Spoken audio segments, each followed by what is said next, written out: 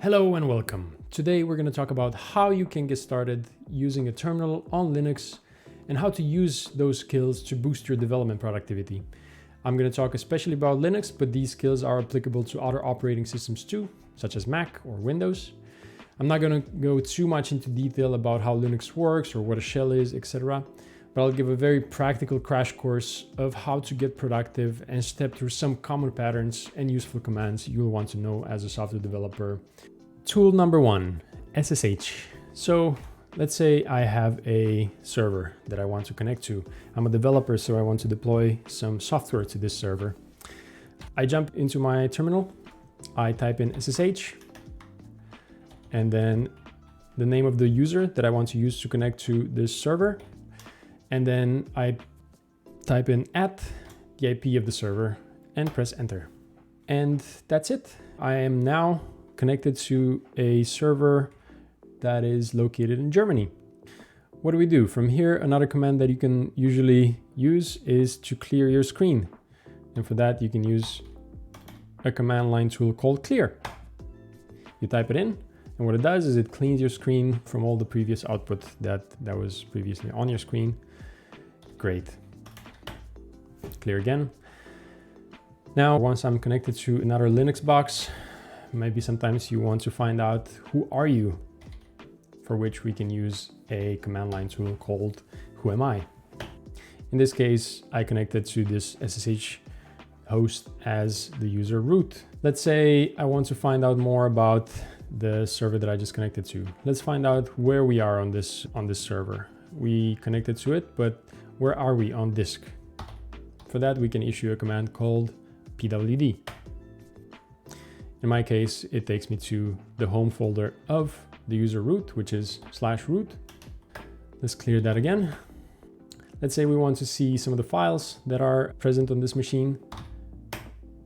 We can use the command called ls. And if we want to find out even more about the files in this folder, we can use some of the feature flags of ls, l, a, and h. That will give us a human-friendly output and will give us a list that includes also the hidden files on the system. So in my case, I am in the location on the file system called root. So a directory called root, and I have some files that came out of the box with the server that are in this location. The first thing that I can do to kind of poke around and look at what's inside some of these files is I can use a command called cat. Cat will allow you to open files, or not open, but basically preview files. So let's say we want to open the file called .profile. And there we go. It gives us all the contents of the file called profile, or .profile in this case. Very, very nifty. Let's say we want to move around on the Linux box here or on the server. Let's say we want to go to a different directory. What do? We can use a command called cd.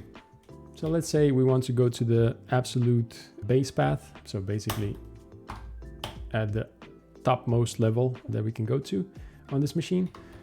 We can do again ls lah. We can issue that command again.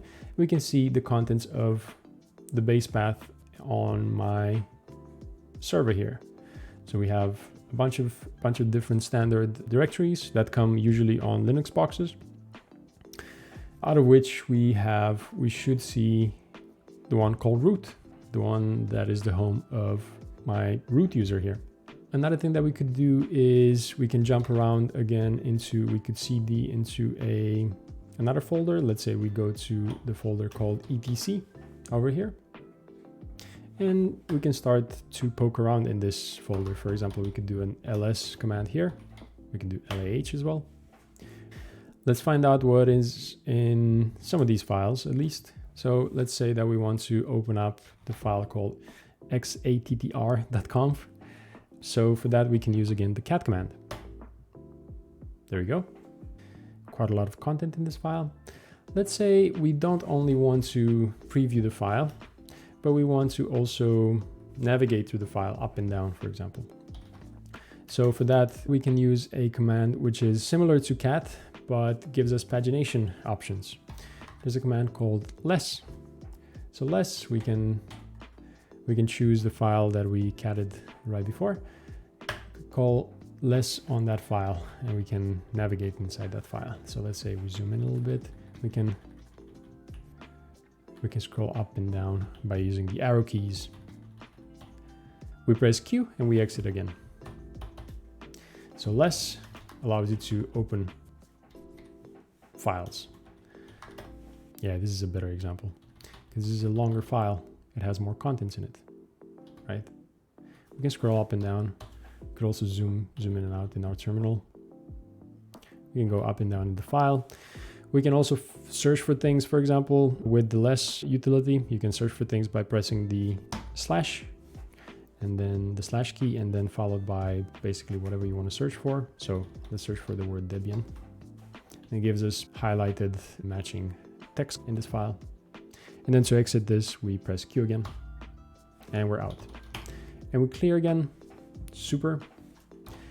So just to make sure we're in the location called etc, we use that pwd command from earlier, right?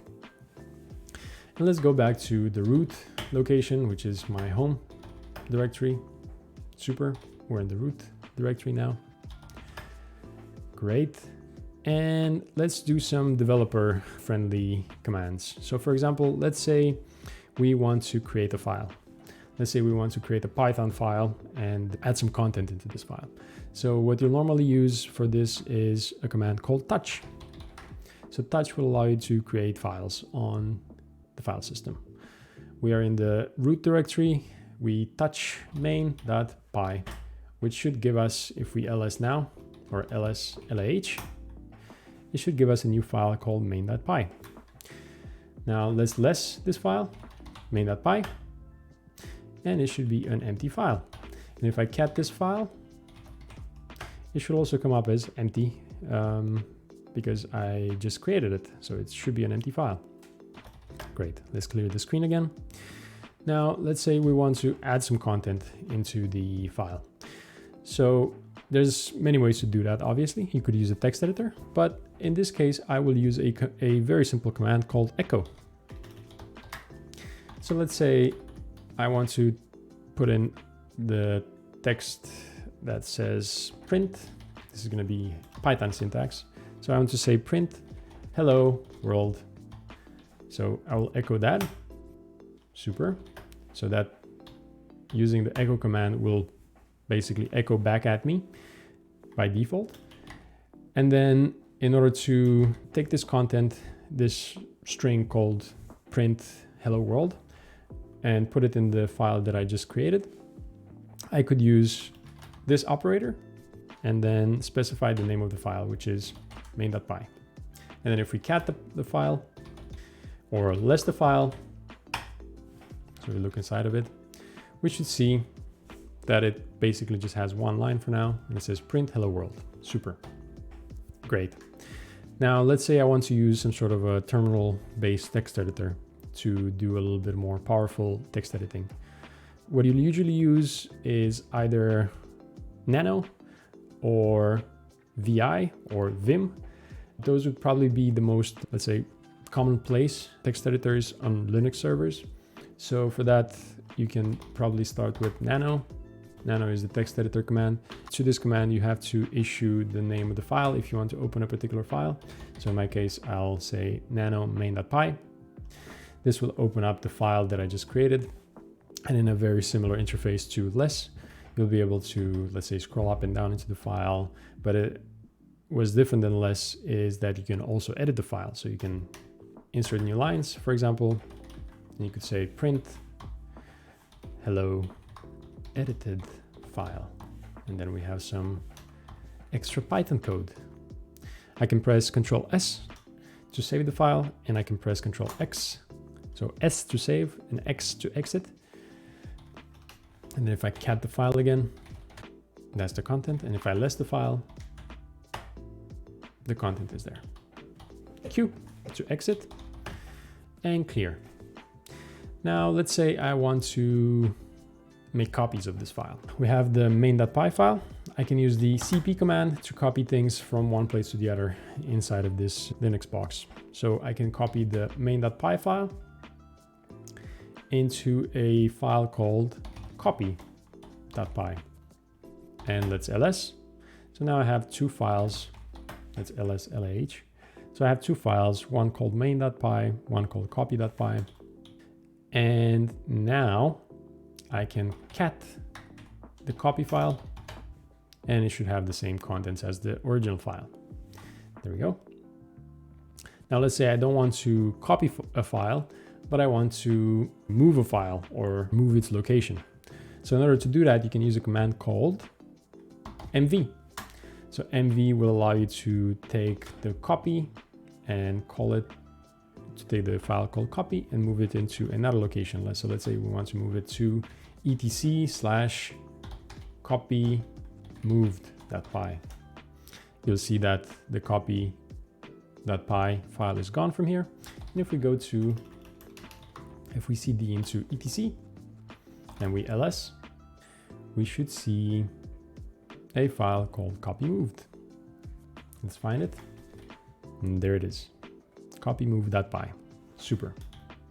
Okay, so to recap, we have SSH, we have who am I, we have the ls command, we have the pwd command to help us navigate, we have the cd command to help us move around in the file system, we have the touch command to help us create files, we have the cat and less to open up files, we have Nano as a text editor. Super. What else could there be? Well, there's actually quite a lot of other commands, and every single command that I just briefly showed here has many, many different ways of using it. And you will not know about it from the get-go. You'll not know about how to use all of these commands most efficiently. So what you'll sometimes need to do is open the manual of one of these commands. So let's say I want to find out more about the ls command or about the less command. Well, I can use the manual of that particular utility by typing in man and then the name of the utility itself. So if I type in man space ls, it'll give me a human readable manual or instructional file that shows me all the options of this particular command.